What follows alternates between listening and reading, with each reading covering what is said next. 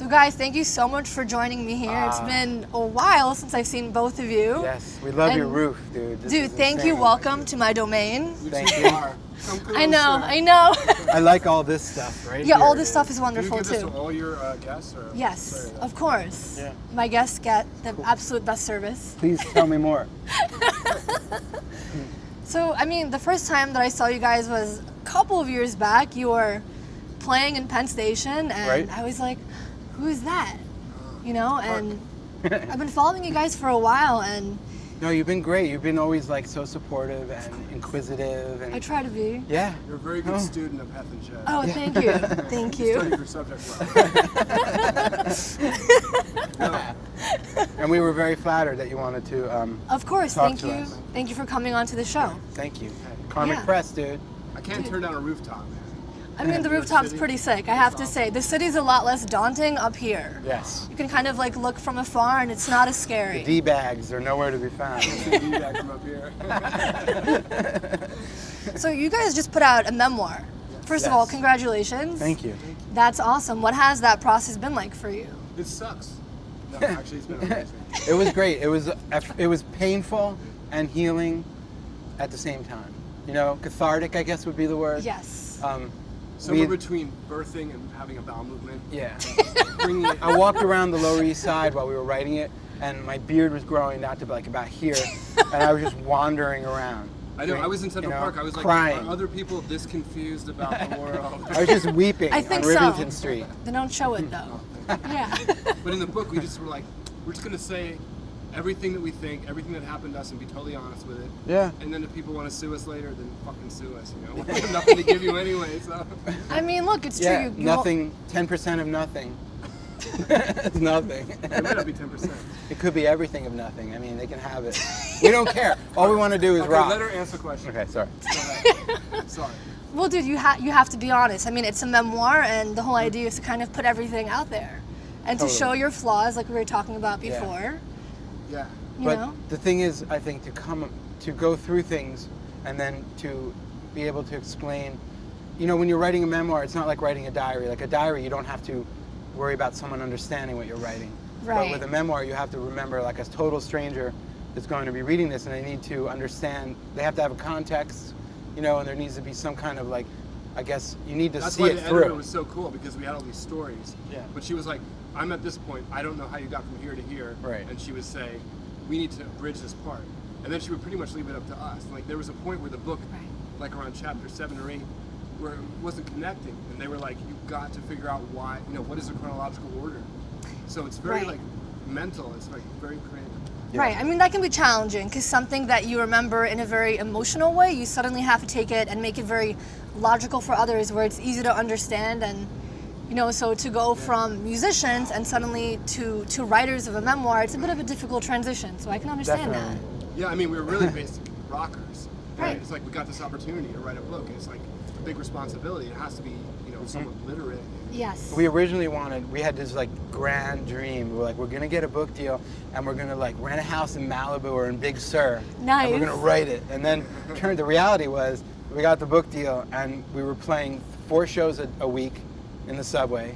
And I guess it turned out really for the better, because we were in the thick of it, writing about Right. it and living it at the same time. And you know, if we would have gone to Malibu, we would have romanticized it in a way that wouldn't have been true. You know? Yeah, so we had to keep playing this fucking horrible gig every single day and coming home and writing all night. Right. So we were filled with these emotions that, you know, went into the book. Yeah. Well, that's great though. Yeah, I guess so. As challenging as it may have been. I know. Yeah. Yeah. And We'll it take keeps a it real. vacation when we're dead. You know? Yeah. And it keeps it real, like when we do other things, like when we play a gig, we remember that it's all about the moment. It's not about like what you want out of the gig, you know, what you hope to get. Like, I hope someone discovers me while I'm playing. Right. You know, like we kind of like shed that whole idea of any kind of anything, you know, other than we're together, which is what we want to do. We want to do things together as brothers, and we want to make music, and we want to meet people like we met you. We want to just like have relationships and friendships and rock out, and that's like it. And that's exactly what you guys And do. that's what we've been able to do. Yeah. Right. So I was reading that the idea of busking came as an epiphany to you. So can you tell us how that came Right. about? I can't remember at this point. He has no idea. Should I remind you what I read in the book? What did I say? You remember you were in a church? Oh, yeah, there you go. Hey, So this is actually true. Even though I smoke forgot. some more weed. No, I was very down on my luck. You know, I was dumpster diving. I had no money. I had nothing Shit. to my name. I still don't have much, but Yep. I Ketchup was in as a vegetable. That's was not pretty much good. where we were I was at. eating sandwiches with ketchup. I was like, about to lose my apartment, my girlfriend, my cat, everything.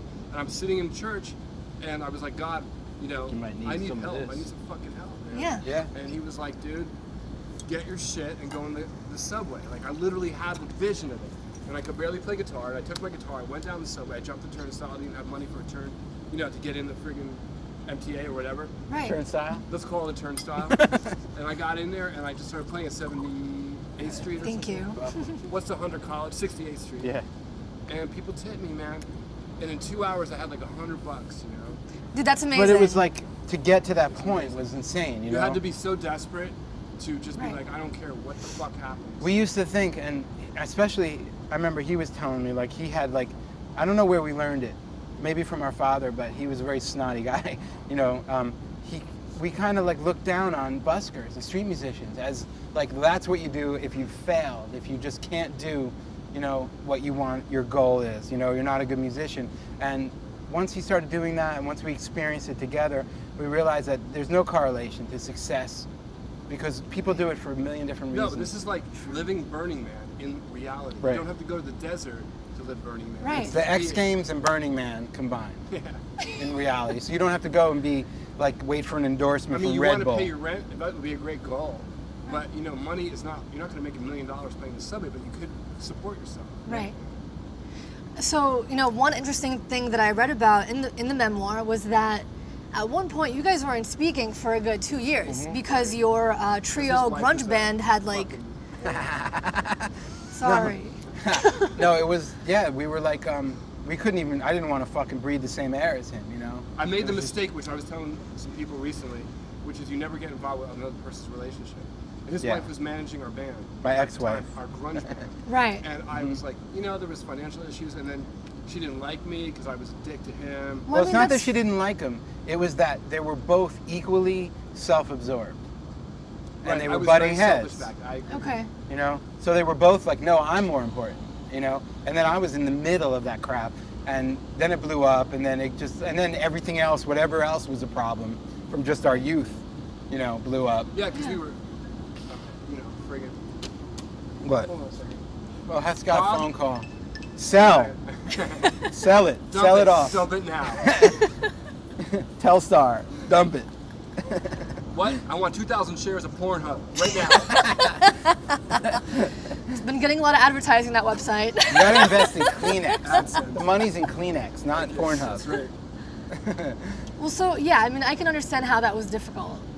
So how did you go about actually like rekindling that relationship? That must have been challenging in the I beginning. apologized to him. I said, I'm so sorry. He fucking divorced that bitch. Well, that was a byproduct, but And I'm sure that was difficult in and of itself. Oh, but yeah. having your brother Like back must playing- have been really nice. it was fucked up. Well, playing out, we were like busking out in front of the Apple store, and you know, I'm breaking up with this woman I've been with for 10 years, and he doesn't care, you know, and I'm just like, you And know, he's so I'm in angry, a he's lashing zone out at the people that are passing by. because I'm trying to deal with this, like Right. this shit, and It's then a lot people of are like fucking saying, "You acres." suck," and I'm like, "Fuck you, motherfucker! My wife's leaving me," you know. Shit. But But the thing is, like, brothership has to, like, endure. yeah. I apologize. I knew I shouldn't have gotten involved with that shit. And then we Right. did we went and did couples therapy. Yeah.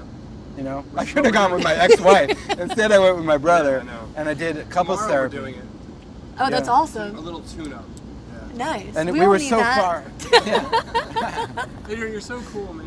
Dude, so are you guys. You guys are amazing. This is not the kind of the interview you usually have with people, but we're just like I don't know. Jed's very inhibited. I find myself very inhibited. It's hard for me to express myself. I mean, it's not always easy, so I can relate. Totally, right? I can totally But you're relate. smoking now, and you like I know. totally quit. I know, What happened? Stress. Yeah. I know. Sometimes when you have like just an accumulated amount of things just kind of like piling up, Yeah. Piling up. You know, dude. and as bad as certain things can be for you, Yeah. it's just like But the cigarette makes it feel good, right? Chills you, you know, out. it's like it's the illusion of like the temporary relaxation. It's like this will chill me out, even though it's killing me. Right. Meditation's a good thing, and that's something that Heth and I did. Like we grew up, we had a guy like not a guru, but like my mom. He was a psychotherapist, but he was like a monk. Wow. So he would send us airfare, like when we were in junior high and shit like that, Really? to meet him in Austria or London, things like that. Are you serious? Yeah, and Holy we would. shit. But we would go, and like our parents were like, went to we're like, can we go? And our meditation dad's like, retreats. yeah. It wasn't a pedophile situation. Meditation retreat. Pedophile situation. You were getting Oh, yeah. I wasn't even thinking about Oh, that. I'm sorry. I'm Did just I allude to thinking- pedophilia? So this guy would. I can't even believe that He's a would very come up. generous Get to the person. point, dude. Wow, because he's so uncomfortable. Less matter, more There's art. so much pedophilia happening right now. No, so he would send us plane tickets individually. Like he would go to Australia, to like Austria or Dude, that's London. amazing. And we'd spend 2 weeks in like silent meditation. Yep. That was good. Wow. He told me, I think the most off-base fatherly advice he ever gave me was, he literally goes, dude, I just gotta tell you, man, I'm in charge here. He's like, never, I was probably 13, he goes, never apologize to anyone for anything. Never say you're sorry. You did. I was a kid, man. I know, you were a kid, you were 14. You know, but hey, on the other hand, some people apologize way too much. Yeah. I definitely, in some ways, I'm that kind of person where like I was raised to be very considerate and very polite, Sure. and I say You I'm can go the sorry other for way. things that like I don't need to be sorry for, that Yeah. aren't even my responsibility. Yeah. So kind of understanding that you don't always have to apologize for your emotions or your behavior. That's something that a lot of people struggle with. So, I think so too. in some aspect, having that is good. And we were taught like to be like, from our meditation teacher, like to be more of a balancer of the room and to like Cool. really be looking out for people. And then we realized sort of like maybe it's not, you don't always have to be like, maybe people should worry about us, True. a little bit. Right, a Instead little us bit of always- back Thinking, and like, forth. It's okay to be kind of a dick. Like when you meditate, Yeah. you're into compassion and things like that. And then we decided, what if we stop fucking caring? And let everything be out of control. I mean, who cares, right? I mean, sometimes things in life are completely chaotic, and what Yeah. the fuck can you do? Yep. We just kind of roll it's with mainly it. chaotic, so. When you, and since your magazine is Karmic Press, what is karma? I always wondered, because I don't know what that is. I don't get it. I mean, the belief of what karma really is, it varies. Some people that believe in reincarnation, for example, they believe that karma is something that it follows you like lifetime after lifetime after lifetime. So like, they believe like you may have karma from a past life, therefore it may be affecting you now. Yeah. Other people that are maybe not as like spiritual or new agey, they may just view karma as something where like what comes around goes around, where if you put out good vibes, that's exactly what you get back. And if you put out really shitty vibes, that's exactly what comes back to You you. put out a lot of good vibes, is that why you're so hot? Maybe, thank you. Heth, man. Stay professional, bro. Sorry, man. Just checking. Well, thanks for the compliment, dude. We'll talk about it later. Okay, fine. But Yeah. I mean, so for me, with the whole idea of like the karmic press, Yeah. Is it there- like being just being conscious? I think just being conscious and kind of just being honest with what reality really is like. Yeah. Like I was at a point in my life at a certain time where I wanted to think about everything being like very positive and awesome and like, yeah, life is good no matter what. But there are some situations where you can't always think or feel that way, and Sure. some people use that as a total fucking disguise, and they're totally disillusioned. Don't curse. Oh yeah? So Why not? sorry. For me? For my benefit. Oh yeah? Yeah. Bad vibes. Don't like it. No. Okay, man, I'll try to curb It's the really profanity. important. Okay. Okay, but so the way No, I but I understand. I think karma is like Yeah. the resolution of any movement that you do. There's just like a wake. yeah. Mm-hmm. And I mean just what Also, there's karma in like just being partying out. Like, I mean, that's kind of like what I'm trying to do, Good. mostly. well You know? clearly Party out, right? You can meditate or you can drink a tea. I'm drinking a tea. Drink a tea. We're drinking tating. This carpet is spiritual. Should add that to Urban This is a Dictionary. magic carpet, bro. It's really nice, right? I like Plush. Oh, dude. Thank you so much. We're I like blessed. it. Well, thanks for blessing me with your energy I here. feel like I'm flying. It's great. Might be this, but I don't know. It might be. It's very spiritual. Sorry, we didn't mean to. No, I totally fucked your train of thought. Yes. Go ahead. It's okay. The train of thought's totally lost now. Okay. Thanks to you.